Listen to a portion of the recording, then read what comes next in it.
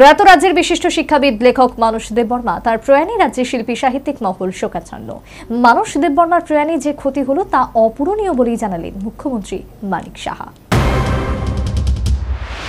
যখন পড়বে না মোর পায়ের চিহ্ন এই বাটে, আমি বাইব না মোর খেয়া তরি এই ঘাটে।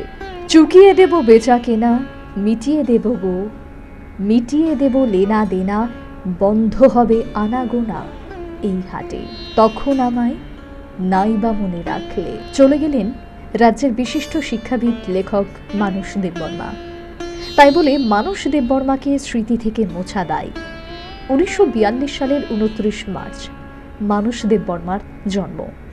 উমাকান্ত একাডেমিতে বিদ্যালয় ভিত্তিক পড়াশোনার পর এমবিবি কলেজ থেকে স্নাতক ডিগ্রি লাভ।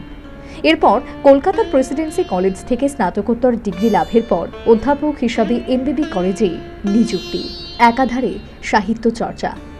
ছোটবেলা থেকেই ছিল লেখালেখির উপর অগাধ টান। চাকুরি জীবনের অবসরের পর টিপিএসসির সদস্য পদ লাভ। একটা সময় ছিলেন টিপিএসসির চেয়ারম্যানও, পরে ইউপিএসসির সদস্য। এই সমস্ত গুরুত্বপূর্ণ পদে দীর্ঘদিন তিনি সুনামের সঙ্গে কাজ করেছেন। তখনও তার লেখালেখি ও সাহিত্য চর্চায় বিন্দুমাত্র ঘাটতি ছিল না। সোমবার দুপুরে রাজ্যের এই কৃতি সন্তান মানস দেববর্মা তার কৃষ্ণনগর হরিশ ঠাকুর রোড স্থিত নিজ বাসভবনে মৃত্যু হল। না ফেরার দেশে পাড়ি জমালেন রাজ্যের শিল্পী সাহিত্যিক মহলের সবার প্রিয় মানস দা। বেশ কিছুদিন যাবৎ তিনি বার্ধক্যজনিত রোগে ভুগছিলেন। বড় মেয়ে রাজ্যের বিশিষ্ট রবীন্দ্রসঙ্গীত শিল্পী, বহিরাজ্যের বাসিন্দা ছোট মেয়ে ডাক্তার। পরিবারের এই প্রবীণ সদস্যের শুশ্রূষা এবং চিকিৎসার কোনো ত্রুটি রাখেননি স্ত্রী সহ তার দুই কন্যা। কিন্তু শেষ রক্ষা হয়নি। মৃত্যুকালে তার বয়স হয়েছিল 84 বছর। তার মৃত্যুর খবর পেয়ে মানস দেববর্মার বাড়িতে ছুটে যান রাজ্যের প্রাক্তন মুখ্যমন্ত্রী মানিক সরকার, প্রাক্তন অধ্যাপক মিহির দেব সহ অন্যান্য বিশিষ্ট ব্যক্তিবর্গ ও অসংখ্য শুভানুদ্দায়ী মহল।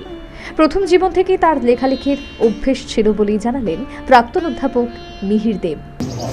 লেখালেখির অভ্যাস তার প্রথম থেকেই ছিল। গল্প লিখত, অনেক বিখ্যাত গল্প তার আছে। তারপরে এক সময় সে আমাদের টিপিএসসির মেম্বার হলো। টিপিএসসি দুবার মেম্বার থাকতো, পরে চেয়ারম্যান হলো। তারপরে চলে গেল ইউপিএসসিতে 5 বছর থাকতো।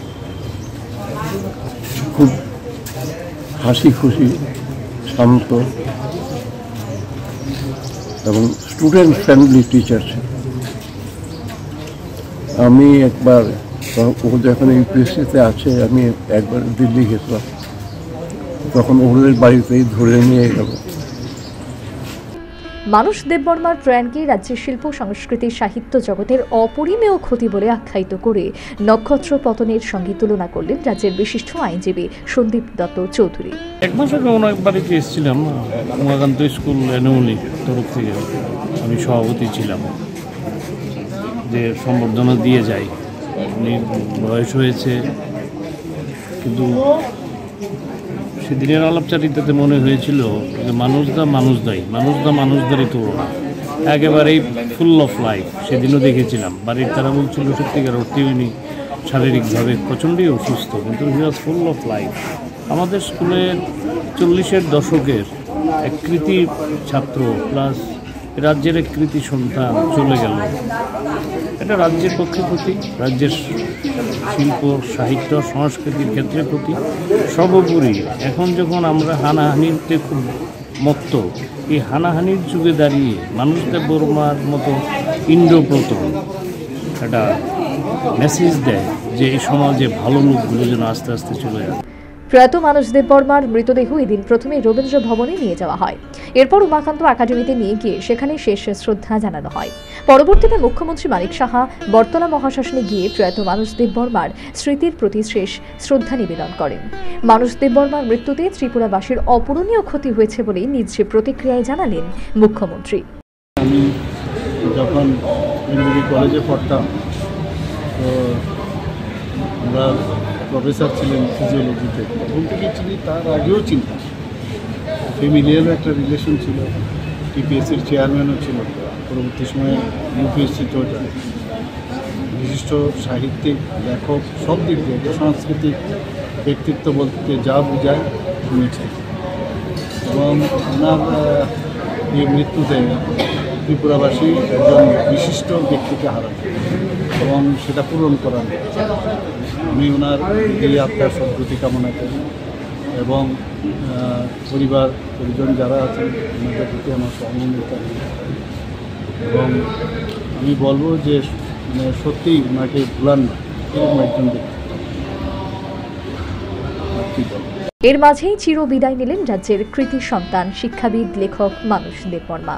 তার প্রয়াণে রাজ্যের শিক্ষাবিদ, শিল্পী, সাহিত্যিক মহল শোকাচ্ছন্ন। মানস দেববর্মার পায়ের চিহ্ন এই বাটে আর পড়বে না হয়তো বটে। তিনি যে চিহ্ন রেখে গেছেন সেসব তার গুণগ্রাহী ও শুভানুধ্যায়ীদের হৃদয়ের অন্তঃস্থলে আজীবন অমলিন হয়ে থাকবে। Bureau report, news vanguard.